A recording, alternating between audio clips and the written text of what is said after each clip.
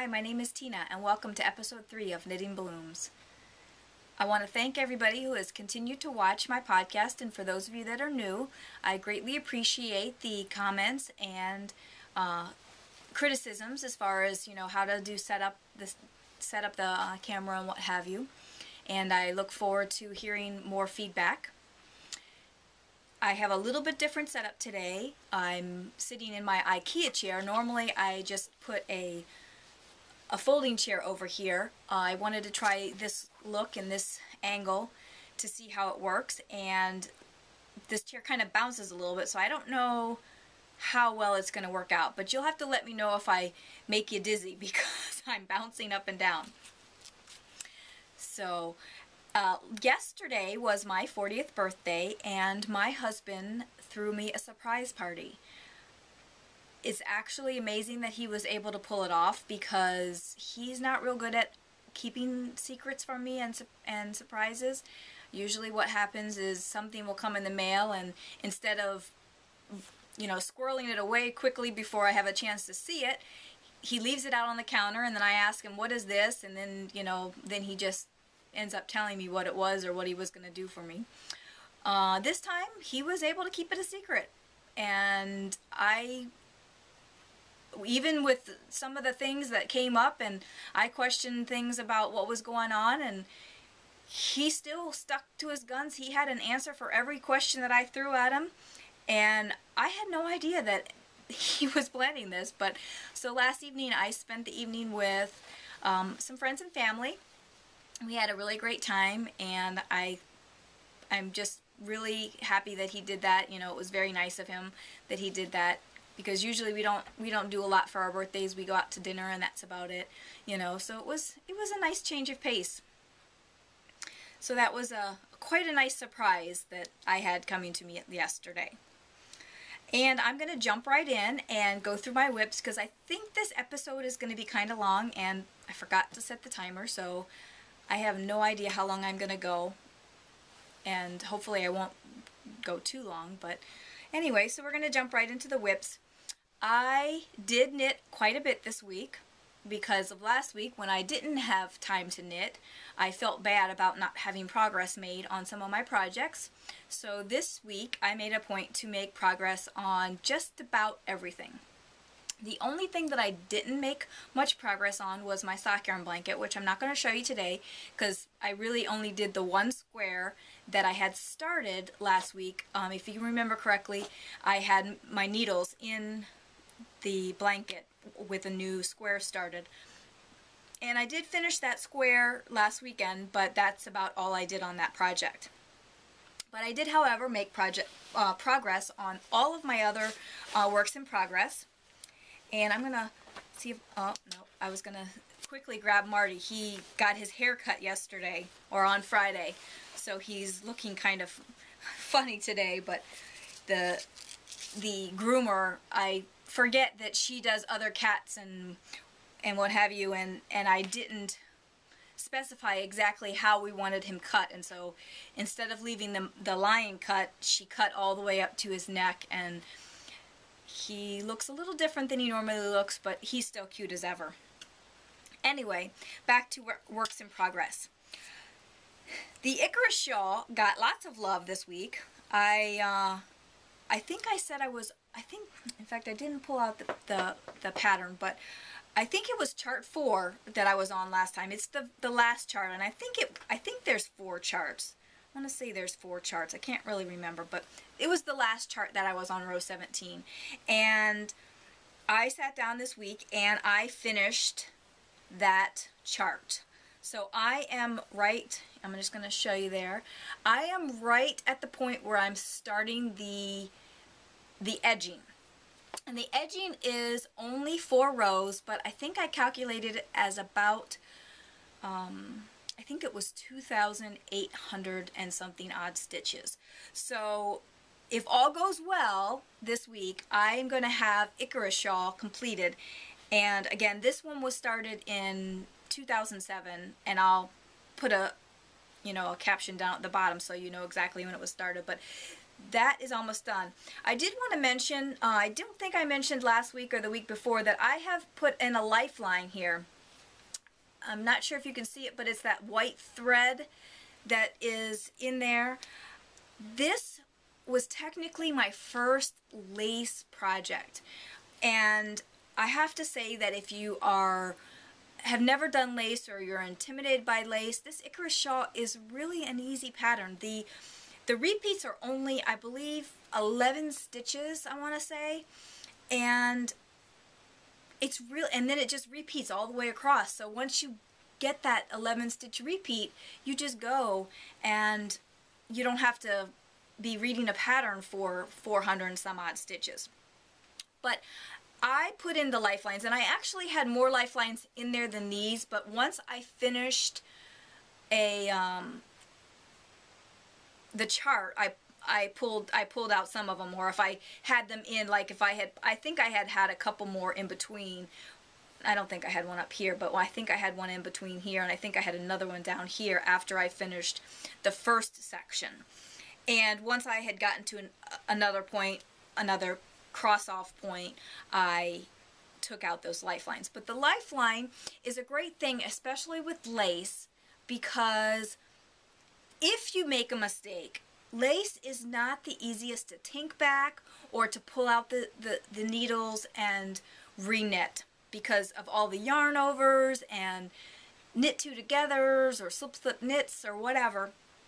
So it's a good idea to have a lifeline. And you don't have to have a lifeline only in lace. You can do a lifeline in any project. You can do it in cables. You can do it on any project that you feel like you are not going to be able to either tink back or take out those needles and rip it back if you find that there was a mistake made.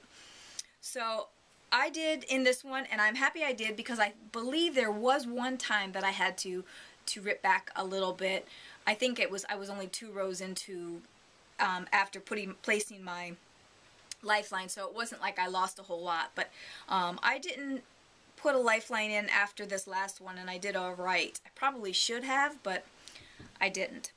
And with the Knit Picks needles, you can use this crochet cotton, and you just put it through. Well, these are size 3, so there's not a hole in this one, but if you're using a 4 or above with the Knit Pick needles, the little hole that you use to tighten down the cable on your needle, you can slide this crochet cotton right into that hole and then knit across your row, and then you have your lifeline. In this particular case, I had to thread the crochet cotton onto a darning needle and put that lifeline in. But I'm happy that I did it.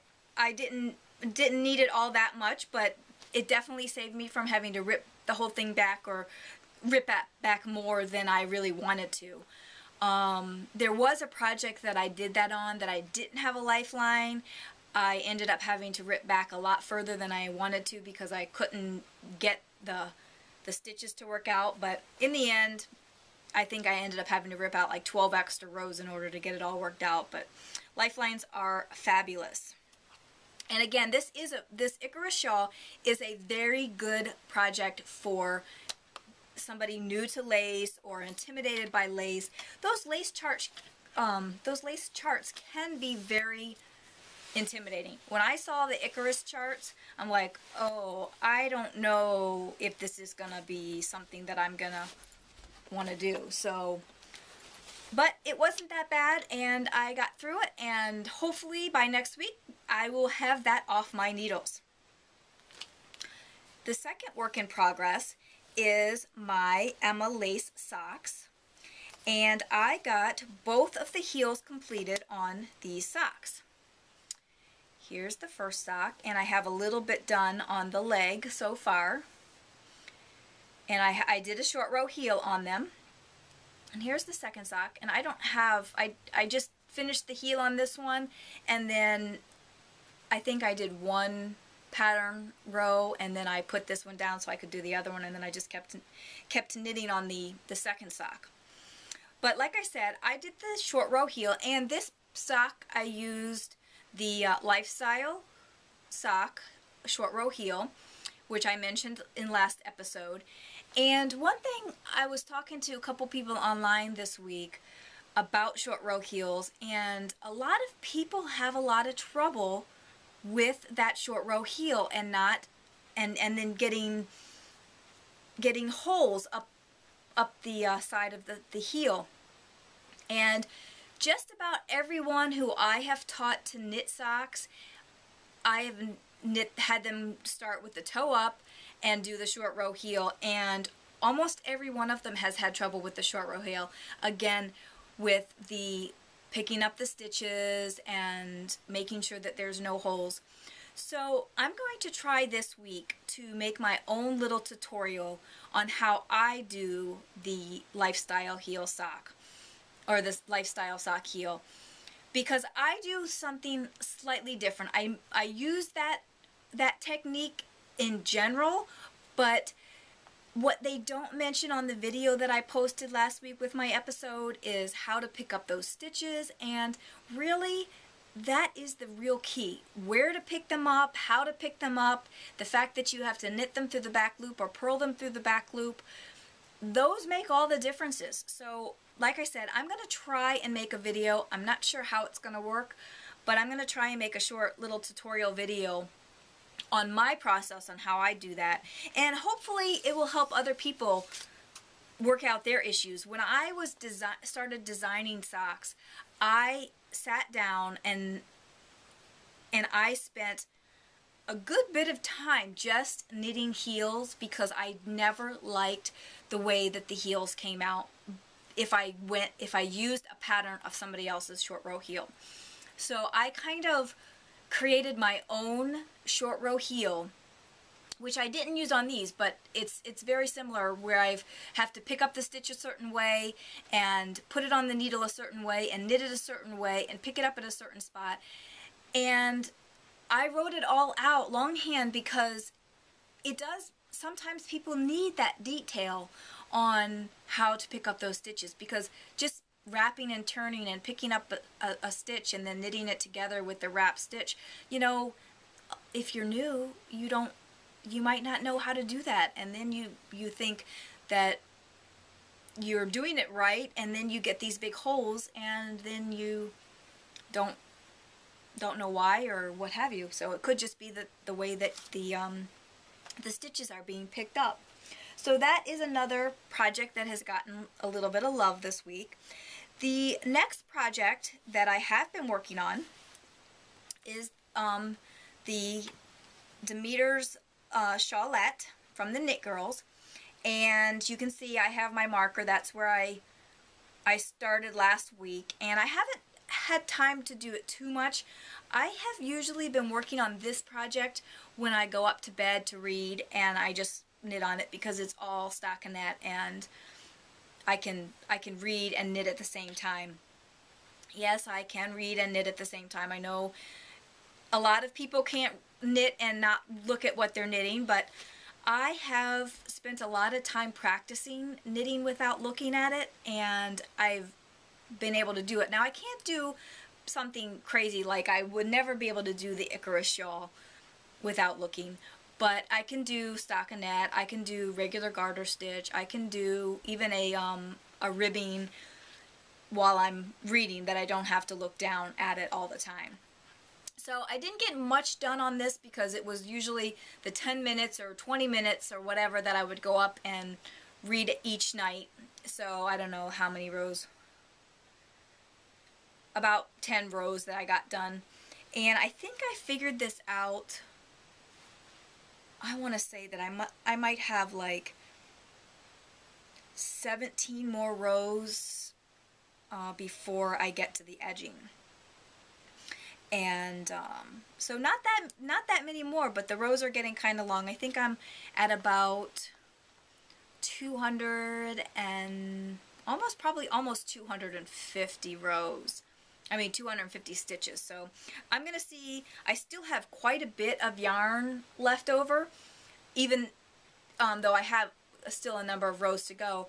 I might see how much I have, and I might just keep going and add a few more stitches. I haven't looked at the pattern in a while, so I know there's an edging that you're supposed to put on, so I need to make sure I save enough for that. But I had somewhere around 500, just over 500 yards of this yarn, so I might be able to make it a little longer. I'm going to just wait and see how wide it is. I'd like it to be a fairly decent sized shawl, but it'll block out quite a bit. So I also want to mention that I'm working this project on the signature needles. I just got these signature needles after the knitting retreat that I went to, and I like them, but I don't like I don't know if it's the coating on where the color part is, but it's kind of sticky to me. I like really, really smooth needles. I like the fact that the cable pivots in the needle and the join is very nice, that it slips right on, but it gets to that colored part, and it's like I feel like I'm really have to push the stitches up, and then when it's on the short end with the stiletto points, it's really slippery and the needles just fly right off of it. But it's that sticky part in the middle that I'm not real keen on. Don't get me wrong, I love these needles, and since Knit Away I have purchased all of the ones that are currently available, and I do like them, but I think there's going to be a time and a place for me to use these, because like I said, I'm not real keen on the stickiness. Now if Signature comes out with new needles and they don't have this colored part on them, and it's just the material like that's on the tips, I can tell you one thing, I will be buying a whole new set of them, because they are awesome needles, other than the fact that they're a little sticky. Now when you're working with lace, maybe you want them to be a little stickier, but for me, I'd rather have them really, really loose on there. So actually I started to work on the mystery shawl on the other signatures, on another pair of signatures, and I ended up taking them off and putting it back on my knit picks. And I do like the feel of the knit picks, how they move, how they're able to move the stitches on the needle. But I do like them. I'm not upset that I bought them. I mean, I spent a lot of money on them, but I would get them again if they had without the coating on it in the center. So yeah, so Demeter Shawlette has gotten a little love, not a whole lot, but I did work on that one this week. The next one is the Knitting for Hire project that I'm working on, the Not Quite a Cape. If you remember correctly, the first week I think it was, I had both fronts done and part of the sleeve. Last week I didn't work on anything, so I don't think I had any progress made on that. Or maybe I had a little bit of progress, I can't remember. Anyway, I have finished one full sleeve on the Not Quite a Cape. It hasn't been blocked, and the fronts haven't been blocked either. I had every intention to get them on the blocking board, but I haven't decided if I'm going to try and...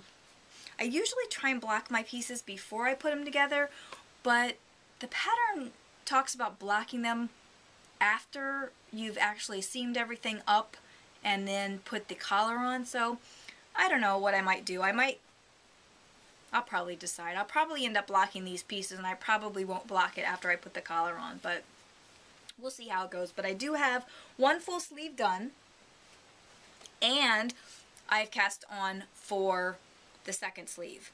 Only have one row on that done on the cuff, but hey, when you're working on so many different projects, you can't get everything done. So, but what I want to mention about this project is I always forget that when I'm working with pure wool or all animal fiber yarn, that I can spit splice it. And I meant to have a piece of it that I could show you how that's done. But the first piece, or both the fronts and the sleeve, I have ends to weave in. Here's where I either had a knot or finished a ball, I'm not sure, but I have ends to weave in, and I could have spit spliced these ends together and had no end to weave in. And what you do for spit splicing is you want to take, I'm not going to actually do it on this particular one because this is in the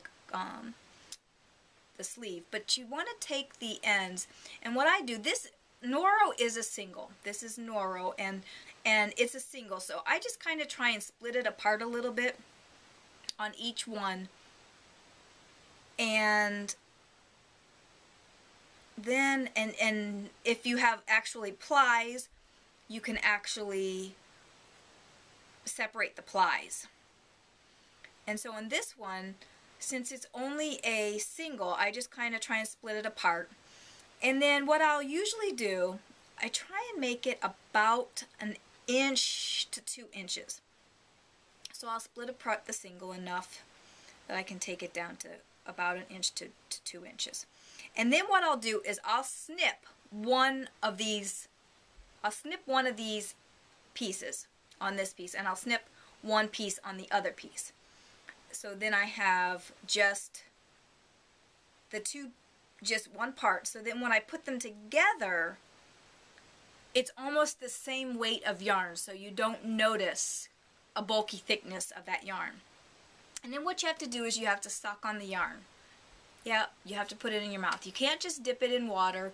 There's something about the enzymes in your saliva that help the felting process. At least that's what I've heard. I think I've tried it with water before and it doesn't work as well, so it probably is true. And then what you do, once you've wet it, and I'm not going to wet it, but then what I do is then you put it between your hands and you rub it together to create the agitation and the heat from your hand. And then after you do that, you do that until those pieces are fused together. And you don't have to do it for very long. But then you just keep knitting, and you knit right through that segment, and you never have ends to weave in. So I did remember that when I was halfway up, so I was able to use that technique a couple of times in the sleeve, and it's going to make finishing the sweater so much easier.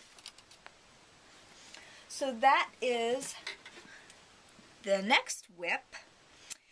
The next thing is the Mystery Along shawl, and this is with the yarn that I dyed in the mason jar, and it has lots of variation in color.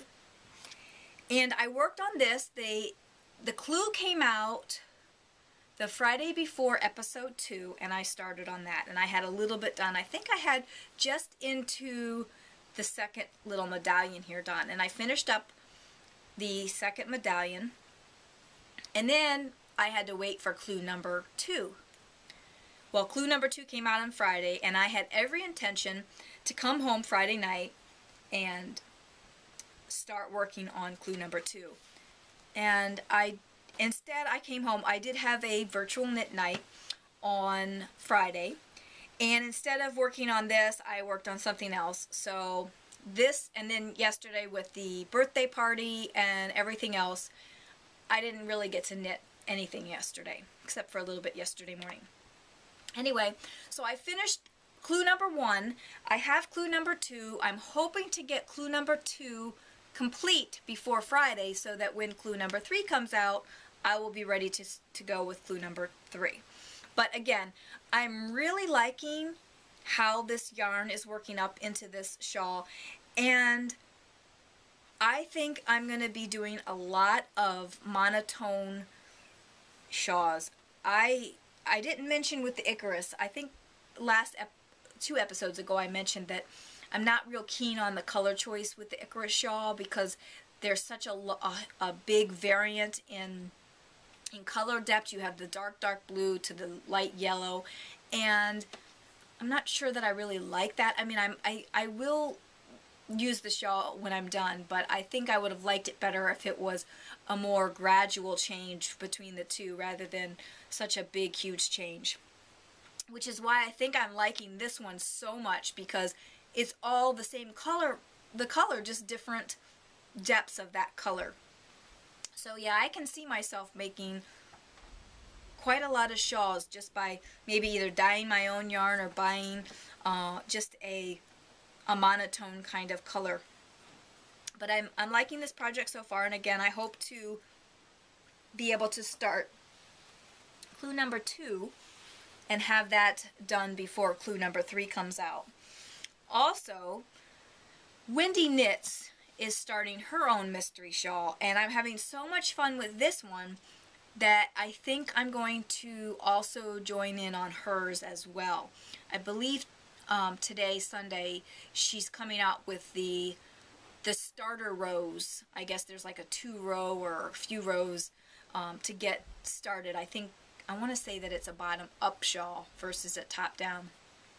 So I believe that she's coming out with the starter rows today, and then on, I think it's Tuesday, she's coming out with the first clue. So I'm hoping that once I'm done recording for today, I can get online and get those starter rows and maybe get that started, so that on Tuesday I will be ready for that. I feel like I need another project on my needles. The last whip for this week is my modified Lady Eleanor. And this is the project that I worked on during Virtual Knit Night on Friday. And I had not worked on this for I don't know how long, and it's like you have to get back into a rhythm when you're working on a project that has a different stitch or something like that. Well, I had to get back in the rhythm, and once I got back into the rhythm on this project, I was just go, go, go.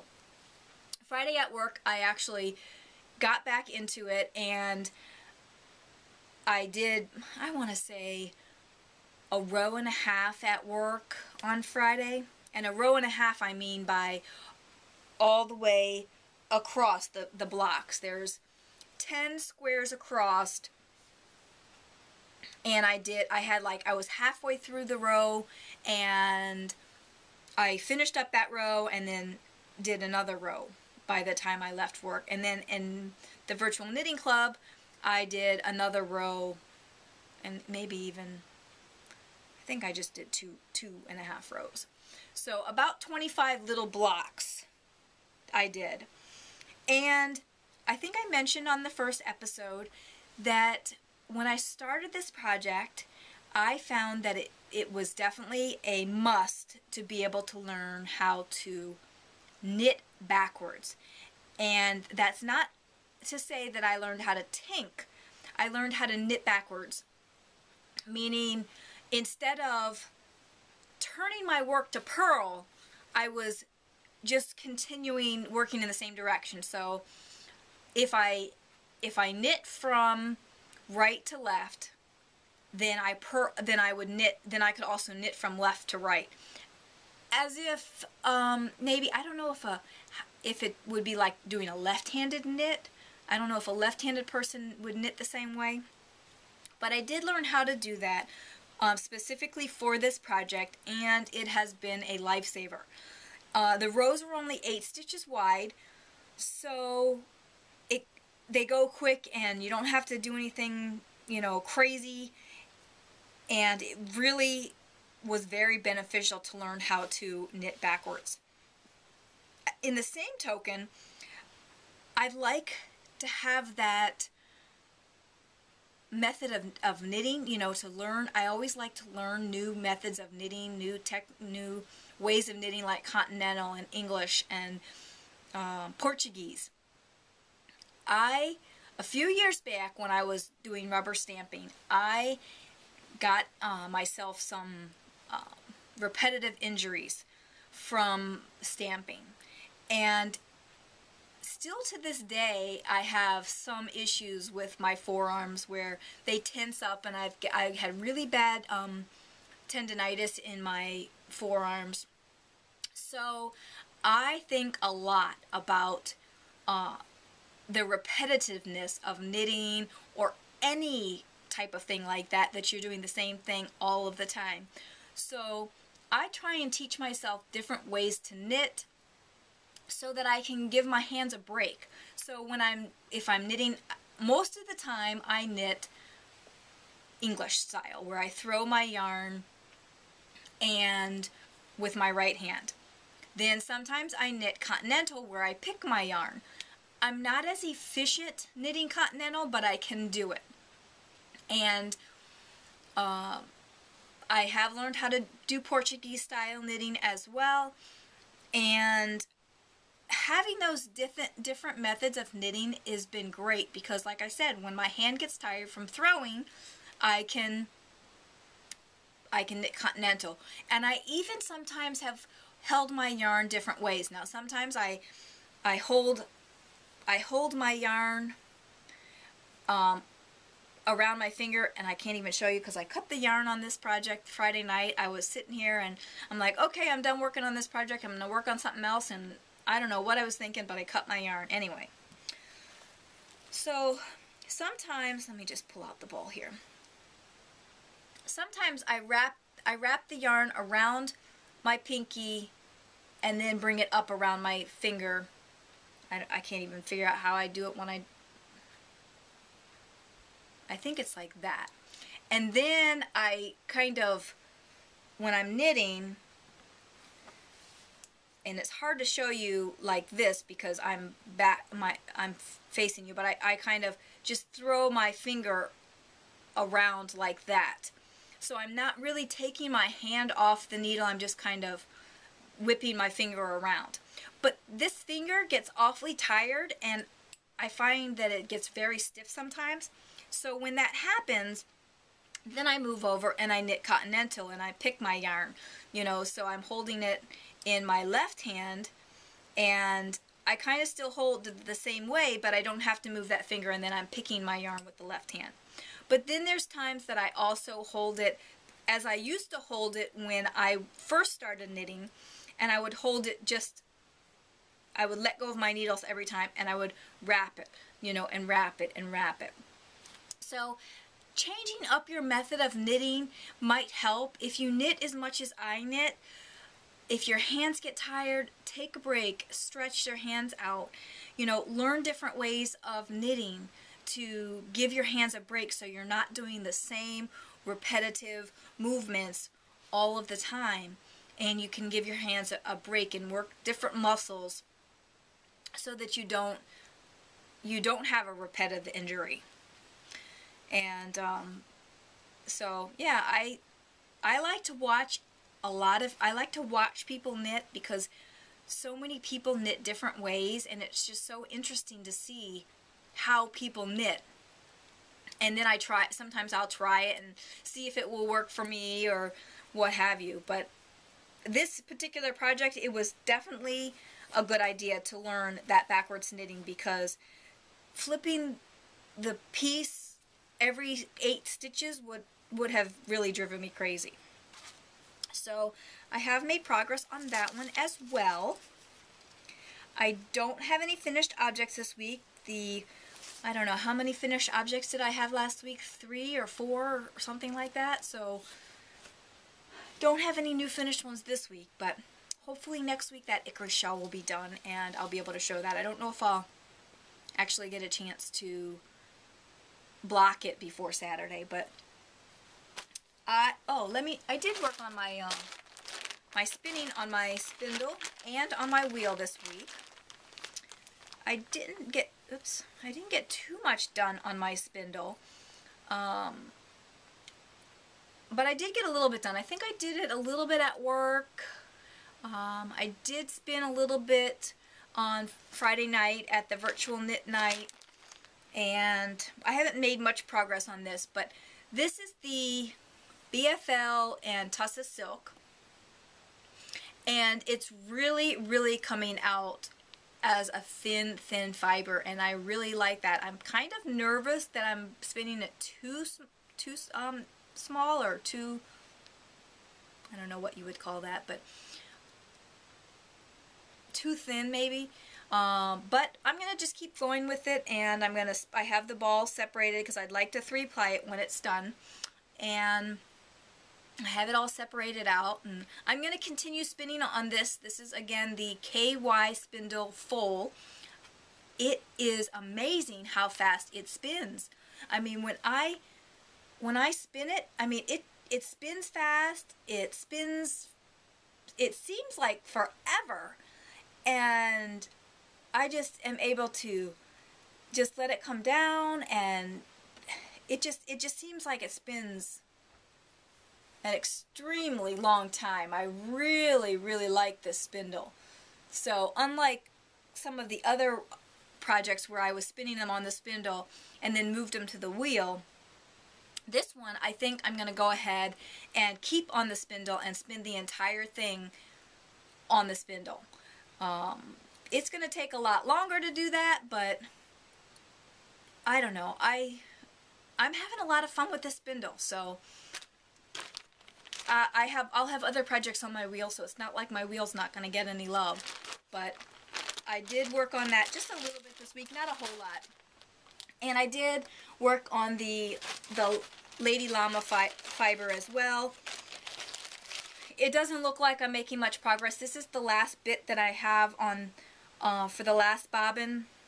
So, and what I've been doing with this is the first one, I think I split it in 3. I want to say I split it in 3 lengths when I first got the fiber.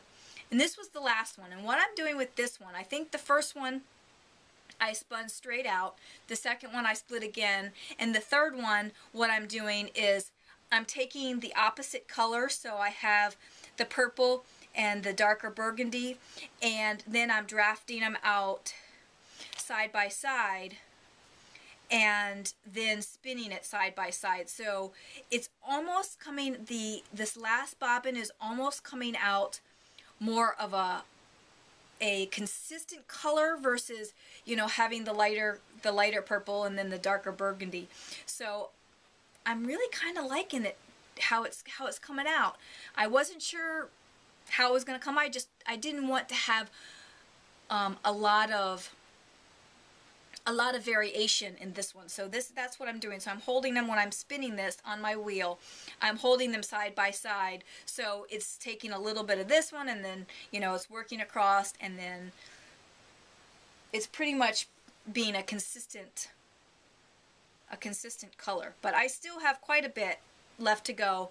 Maybe I'll have some time this week to finish this up. I'm not sure, but we'll see how that goes.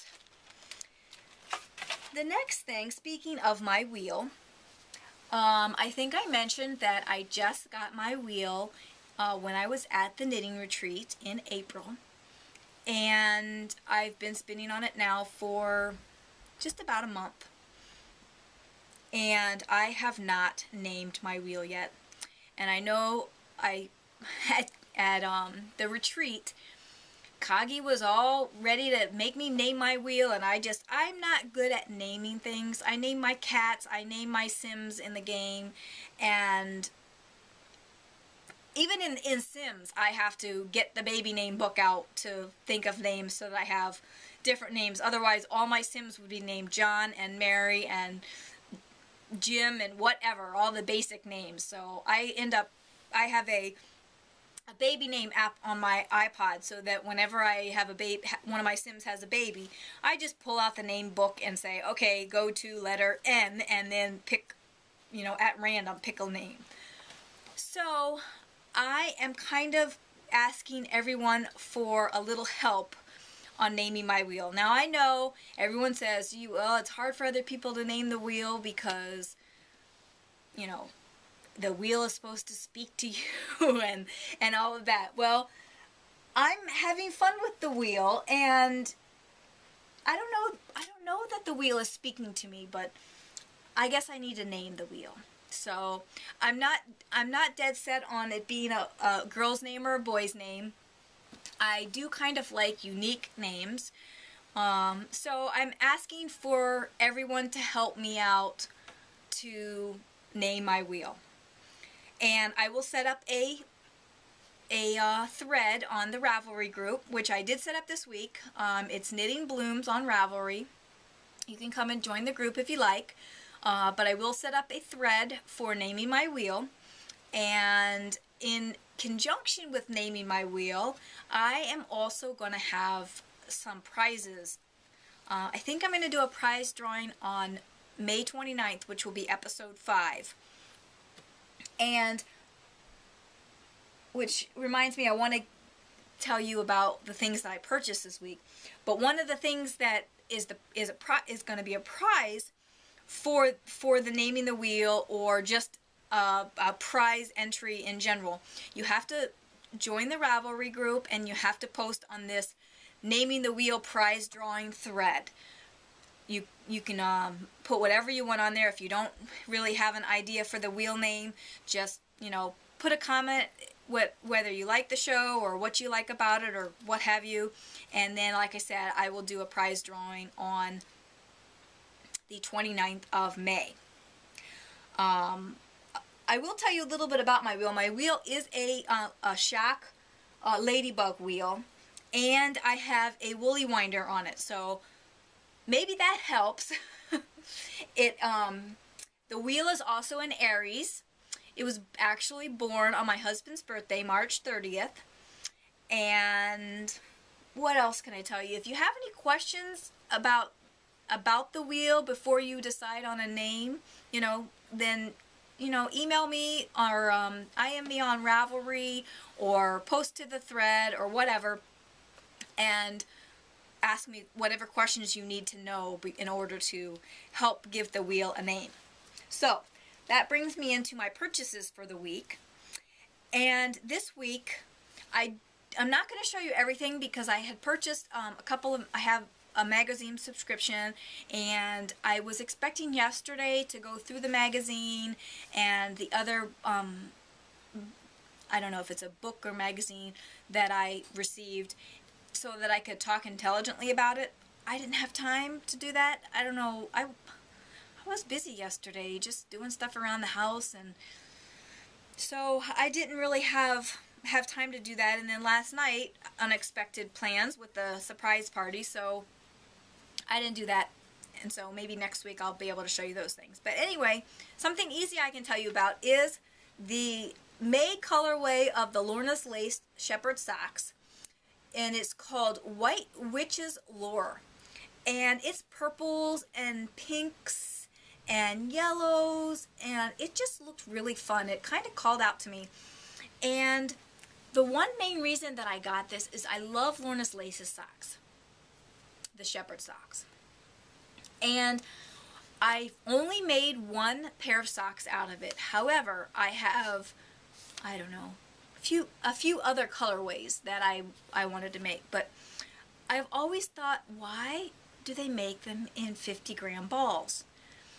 And when I finished my first pair of socks, I did notice that they're the same dye lot, but I don't know if I unwound the skein a different direction than the other, one skein different than the other, but the socks are slightly different. Most people probably wouldn't notice it or anything, but I noticed that they are slightly different. I think it happened on another pair of socks that were a 50-gram ball, which was the Knit Picks Imagination, I think it is. But anyway, the socks are slightly different, and I just was like, well, I mean, it's not a big deal, but anyway, I had resolved not to buy any more 50-gram balls for socks unless I was going to knit short socks, and I would only need one 50-gram ball. But when I went to Jimmy Bean's Wool last week and saw that the Lorna's Laces shepherd socks are now coming in 100-gram balls, I was like, okay. And then I saw this colorway, and I thought, this is a cool colorway. So I bought it. I don't know when I'll start these socks, because I have a lot of socks to knit, but we'll see. So that was one of my purchases. The second thing that I got was some fiber. And this is from Four Rivers Yarn and Fiber.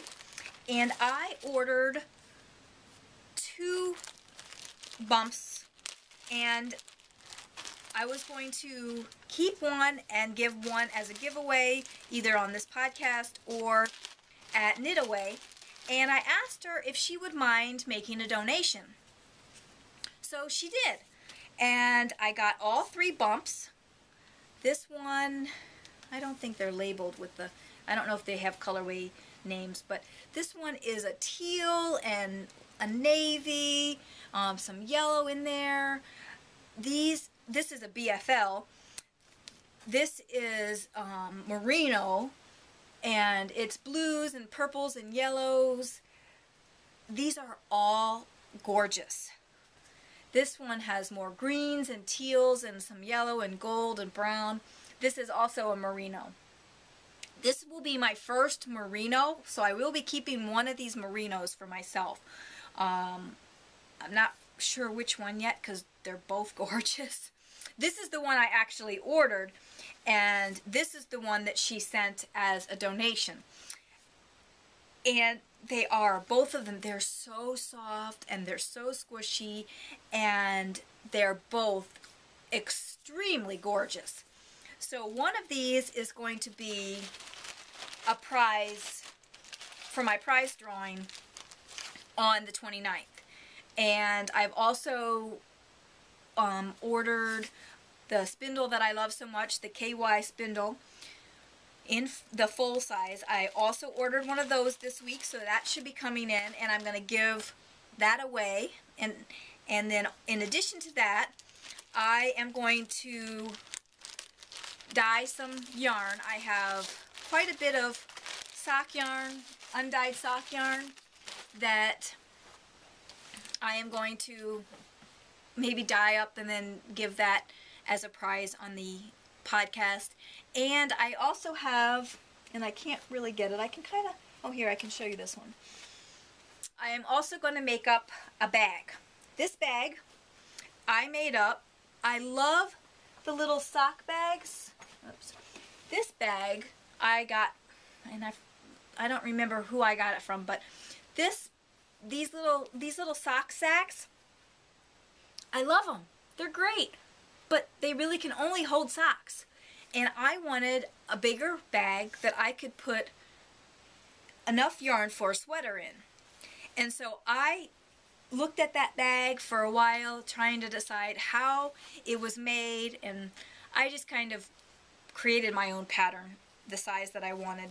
So I'm going to make a big bag like this. The bottom is a little under 8 inches, I think, and it's a square bottom, and the sides, I think they're over 12 inches tall. This was the first bag that I made, and I found that the sides were a little short. It still is a great project bag, and it's got a nice big bottom on it, but the sides were a little short for holding a sweater's worth of yarn.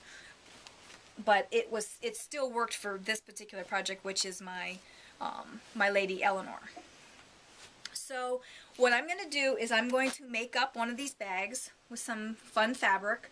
I have some fabric, but I don't know if I'm going to use the fabric I have or if I'm going to go and get some new fabric. So there will either be 2 or 4 prizes.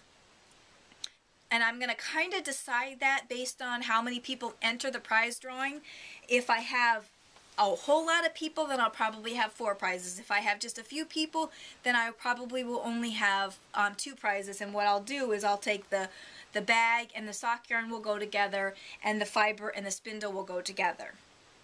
So that's what I'm going to do. So if you would like to enter the prize drawing, go to my Ravelry board, or the Ravelry group, Knitting Blooms, and sign up for the group, subscribe to the group, and then post something on the thread, name my wheel, and the prize drawing. It's going to be one thread, so you can go there and you can either give me a option for a name, or just post a comment about how you're liking the show, or what you're liking or what you're not liking, or what you think I should change, and that will enter you in the drawing.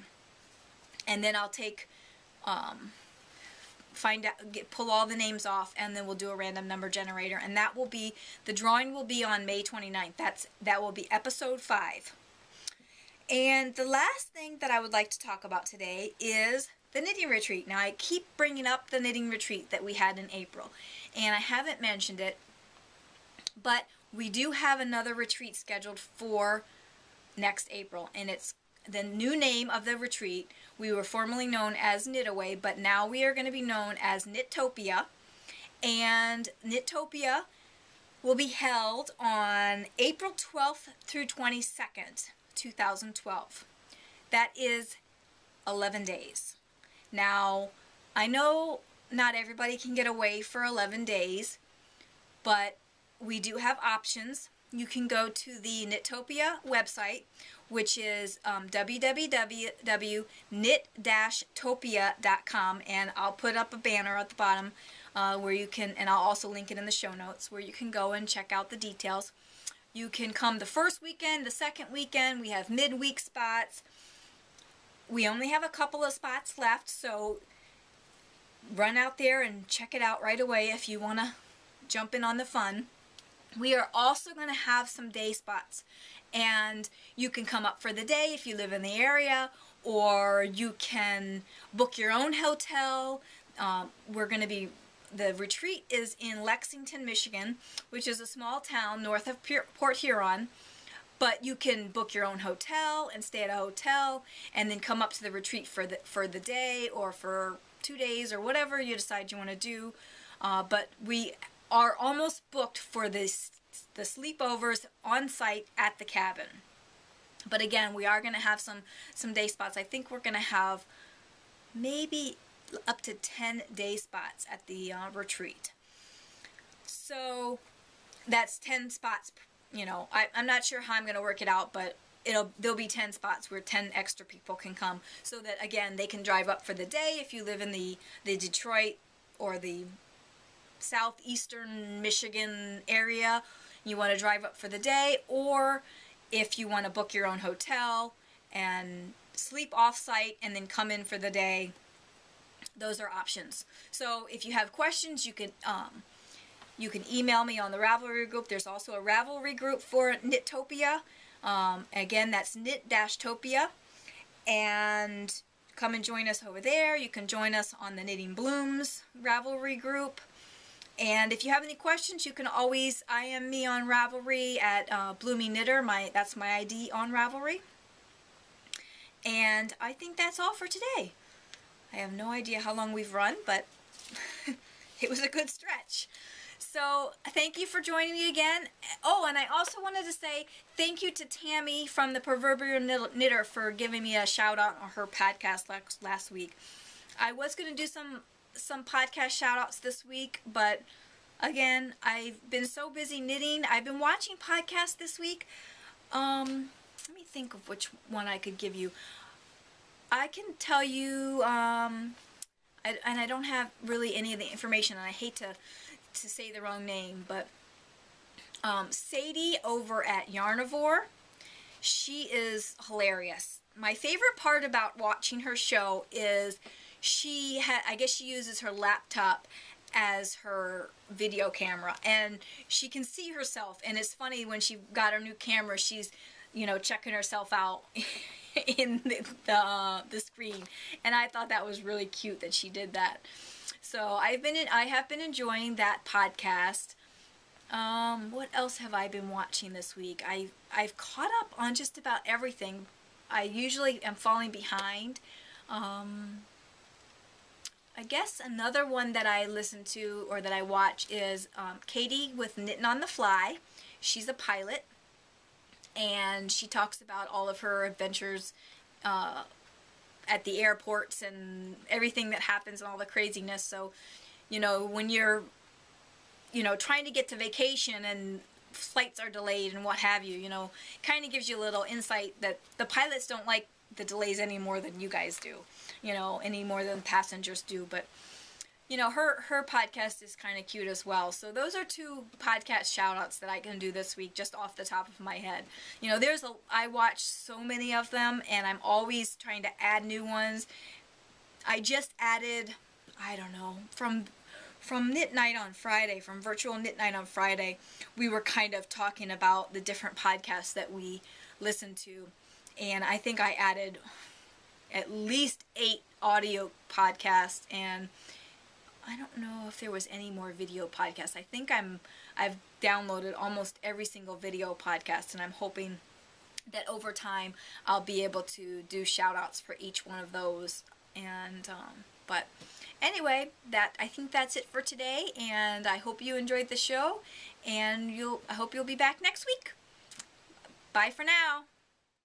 Again, I forgot to mention my sweater today, so I am mentioning it now. It was the Green Gable sweater, which I finished in August of 2007, and I really like this sweater, other than just the one little part at the top where the cast-on rolls over.